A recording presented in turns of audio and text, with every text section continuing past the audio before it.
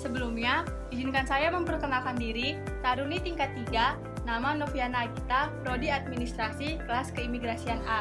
Pada video saya kali ini, saya ingin menjelaskan sedikit kebijakan keimigrasian di masa pandemi COVID-19.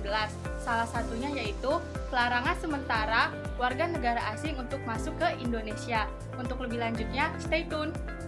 Pada tanggal 11 Maret 2020, WHO telah menyatakan bahwa pandemi COVID-19 ini menjadi bencana nasional dan pandemi global. Hal tersebut didukung pula oleh Keputusan Presiden Republik Indonesia Nomor 12 Tahun 2020. Beberapa kebijakan telah diambil oleh lembaga dan kementerian. Salah satunya adalah Kementerian Hukum dan Hak Asasi Manusia melalui Direktorat Jenderal Imigrasi. Beberapa kebijakan telah diambil laksanakan oleh Direktorat Jenderal Imigrasi. Salah satunya yaitu pelarangan sementara masuk warga negara asing ke Indonesia. Untuk selanjutnya, mari kita saksikan video berikut ini. Halo Kak, saya mau bertanya, di masa pandemi COVID-19 ini, apakah WNA diperbolehkan untuk masuk ke wilayah Indonesia? Seperti yang telah kita ketahui, beberapa kebijakan telah diambil oleh Direktorat Jenderal Imigrasi yang tertuang dalam Permenkumham Nomor 11 Tahun 2020 dan Surat Edaran Direktorat Jenderal Imigrasi mengenai pelarangan sementara masuknya warga negara asing ke Indonesia. Kalau begitu, tidak semua orang asing diperbolehkan masuk ya Kak? Pada Permenkumham Nomor 11 Tahun 2020, di pasal 3, terdapat orang asing yang diperbolehkan masuk ke wilayah Indonesia. Yang pertama, orang asing pemegang izin tinggal tetap dan izin tinggal terbatas. Yang kedua, orang asing pemegang visa diplomatik dan visa dinas. Yang ketiga, orang asing pemegang izin tinggal diplomatik dan izin tinggal dinas. Yang keempat, tenaga bantuan dan dukungan medis, pangan, serta dengan alasan kemanusiaan. Yang kelima, awak alat angkut. Dan yang keenam, orang yang akan bekerja pada proyek strategis nasional.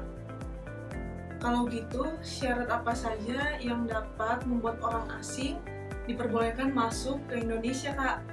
Orang asing yang diperbolehkan masuk ke Indonesia apabila telah memenuhi syarat, yang pertama, memiliki surat keterangan sehat dari otoritas kesehatan dari masing-masing negaranya. Yang kedua, telah berada di negara atau wilayah bebas COVID-19 selama 14 hari. Dan yang ketiga, bersedia dikarantina oleh pemerintah Indonesia dengan biaya sendiri. Apabila orang asing tersebut telah memenuhi syarat, maka proses untuk orang asing tersebut keluar dari bandara bagaimana ya Kak?